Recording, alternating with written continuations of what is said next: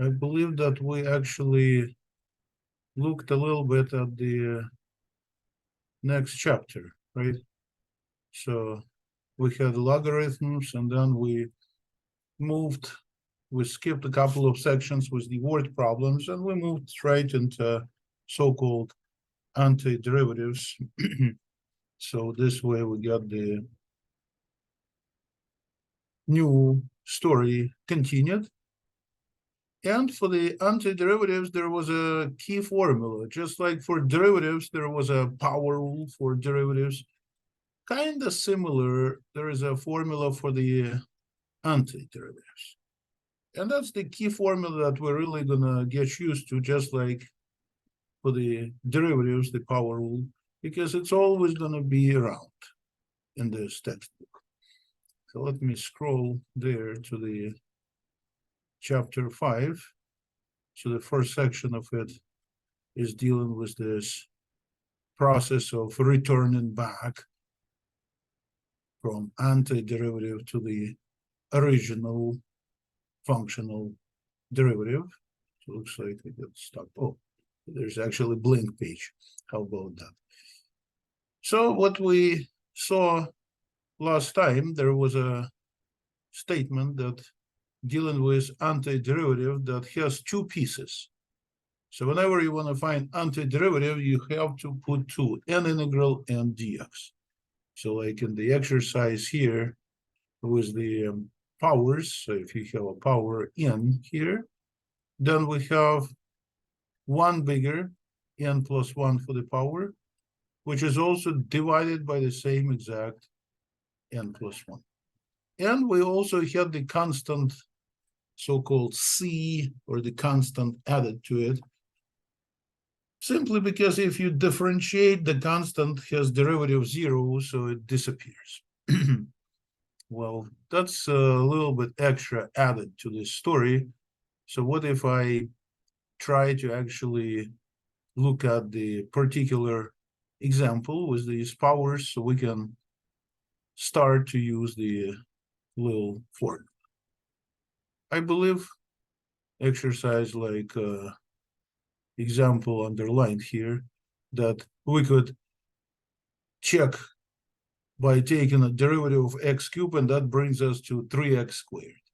Now, how could I take an integral or antiderivative, which is the same thing, of x squared, take out 3, and see if this is indeed going to be a x cubed?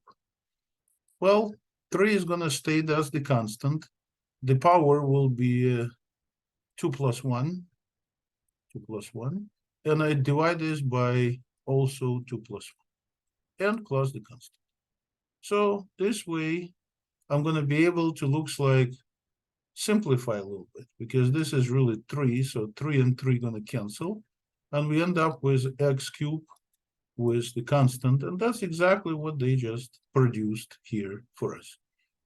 So I guess the point is practice using that formula, and that's actually formula number 2, the power rule. So I slightly touched this, and there are more formulas here that we're gonna discuss a little later. Let us just get used to this formula. Here in example A, for instance, that talks about taking integral of 3 multiplied by 1, which is actually x to the power of 0. So 3 stays, x will be raised to the power of 1 bigger, which is 0 plus 1.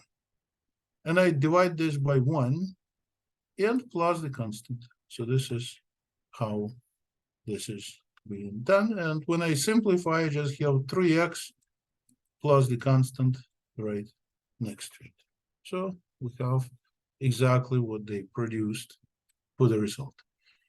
So the constants we just treat as a 0 powers of x, as well as all of the others, like a square root, we better write as a x raised to the power of 1/2. In fact, it'd be minus 1/2 dx. So automatically I put dx next to it. So Now we're gonna add 1 when I take antiderivative, so it'll be -1/2 plus 1 here is divided by 1 minus 1/2, which is a half, and plus the constant.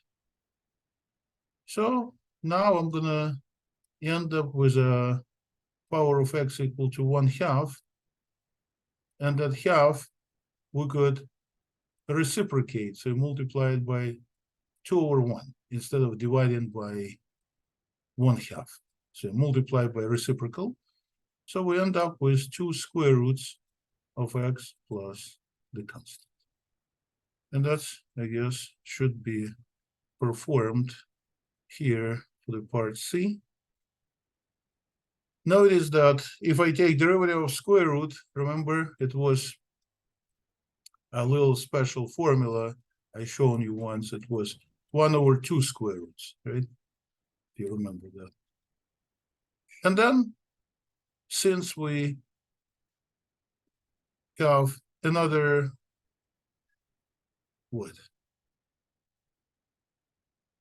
derivative, and the 2 is in front, so if I have 2 to multiply by that stuff, then the 2 will appear also on the right and cancel nicely with a half. So we're gonna just get 1 divided by square root. And that's what the exercise was actually given to us. So it looks like we have a way to get these things put together. So let's see how we can do an exercise. Let me actually do the actual problem at the end of the section, because this is more fun than look at the ready solution, right? So let's practice with a few of these little antiderivatives. So maybe I can start out with problem number 9. I remember we did some of those last time, so we're gonna continue them. So exercise 9, that works with a power of variable letter u. It's a -2/5 du. So it looks like I have to add to -2/5 number 1, right? And I can actually do this separately, because 1 is same as if you divided 5 by 5, and this is 3/5.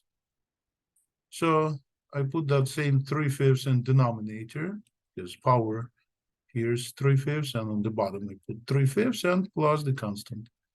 So we ended up with a power of u equal to 3/5, and then I have to take this 3/5 and flip it, so put it as a 5/3, and also plus constant. So this is the result. Well, that's the way this story should be utilized, and using point of this story is that using derivatives, I can also pull out antiderivatives, and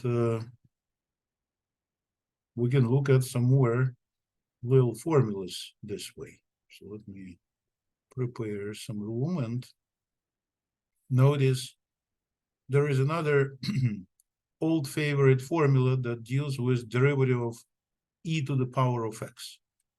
So it turns out the antiderivative of e to the power of x, gx, always gx, is the same exact thing, e to the power of x plus the constant. Again, when you take derivative of e to the x, you get exactly the same expression. And the constant, of course, disappears. So this is my favorite formula, and you know it. So now for the logarithms, if you take derivative of logarithm, it's 1/x, right? So antiderivative will bring me to the natural logarithm. Again, taking derivative, I get L. Like I say, Alex, wait a second. Couldn't you use this formula here? Couldn't you write it as a x to the power of -1? The answer is no. Just try. Because the power actually is going to be -1 plus 1, right? We add 1. And when you add 1 and 1, you get 0 in denominator. And that's no good because we never divide by 0. So we can't go this route. The actual antiderivative is different. It's 1 over x that gives us ln. And this is what I have to be aware of. And the way to be aware of this is just to practice more. And the more you practice, the better you get used to this. That's always the case, right? You don't do any practice, well, then just don't know how to do anything. So let me go with a probably like number 18. Looks like it contains expressions that we can use our formulas for. So I'm going to integrate 2 e to the power of u, one piece. The other is 6 over letter u. And the last is ln of 2. And then du. So I can break this into a few pieces because these constants we can always keep on the outside. So 2 I take out, 6 will take out, so we have just integral of that piece. And also ln of 2, because that's a constant, I take out and just have 1 du. So these 3 little integrals is what I'm going to have to take separately. So for the first one, I have the same exact e to the power of u, because that's our formula. For the second, I have ln of u, because that's our other new formula. And what about the last one? Well, this is going to be just x, or actually letter u here. The reason is derivative of u is 1. So ln of 2 stays and multiplies by it. The 2 is here, and positive 6 is there. So I've got 3 pieces, just like that. And that's interesting, right? So we've got 3 pieces here. So we found the antiderivatives, and the only thing I forgot is to put a constant. Never forget about constant, because constant is not going to be happy. So it looks like these formulas are ones that we should just utilize for all problems. And of course, in order to do problems started with exercise 19 and on, I have to prepare a little bit first. So what I need to prepare is to do a little bit of algebra. In other words, if I break this into 3 pieces with denominators x squared. So there are 3 pieces with denominators x squared. First piece is going to be x squared. The second is going to be positive 2x. And the last is going to be just number 1. So it turns out that each of them I can write as a power of x. So first is going to be just number 1. The second be 2 over x, which is something that we just utilized here, right? And the last one deals with power of x, which is a -2 dx. So let us integrate. First is x. We already looked at that in the beginning today, but I guess the fastest way to get to it is to say derivative of x is equal to 1, right? If you take derivative of x, it's 1. So that's first piece. 2 stays, it's a constant, and we get ln of x because that's our new formula. And for the last one, I have to add 1 to the power. So it'd be -2 and +1. and it's divided by -1 with plus the constant. So finally, we have x plus 2 ln x. It stays the way it is. And we have a negative because we divide by -1, x to the power of -1. You can write it as 1 over x if you want to copy this whole thing again, but I guess it's fine.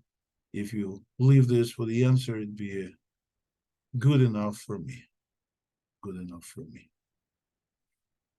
So now I need the, I guess, to do more problems just for practice, right? Looks like these are interesting little formulas, so I can see what else is here. Well, there are just more of them in this group of exercises. So what I can do is one more problem like number 26 exercise. That looks pretty odd. Number 26 that says, how about if you, looks like distribute this first, right? So if you multiply e to the power of negative 0 to t, and if I multiply it by power of negative 0.13 t, you say, why do they put such nasty numbers? Well, because it doesn't really matter. So it'd be some t's, because that's also with a t. 13 and 2 is going to be negative 0.15 t. So it's e to the power of negative 0.15 t. And then I multiply 4 by e to the power of negative 0.02 t.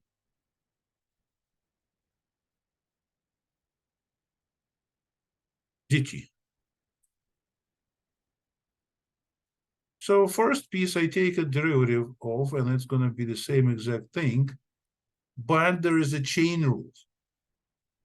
Remember, the chain rule always multiplies by the derivative of the power, right? Now we take antiderivative, so it has to divide by that, turns out. You see, why is that? Well, because when you try to take a derivative of this guy, if you take derivative of e to the power of minus 0.15 t over negative 0.15, if you try to differentiate that, then first of all, that negative 0.15 is a constant, so it still stays in denominator. Then e to the power will be same, but then multiplied by the negative 0.15. So they cancel, you see? That's why you put this in denominator. So analogously, I'm going to need to keep the constant 4 always the way it is, and take derivative of e to the power, which is exact same 0.02 t, but then it has to be, again, not multiplied by, divided by negative 0.02.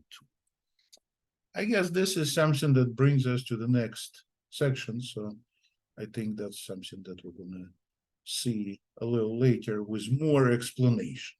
Here I could just kind of guess the answers, and I understand that some people may not really like that. When you guess in the answers, it's kind of not very pleasant. That's why I want to go back and do something a little bit more standard, and then I will ask you to try something real nice. Try to do exercise like maybe problem number 2 for a quiz. But let me first, before I give you the quiz, do another couple of exercises. I think that'd be a good idea, right? So we just little by little start to get used to this procedures of getting our things done. So I'm going to be, let's see.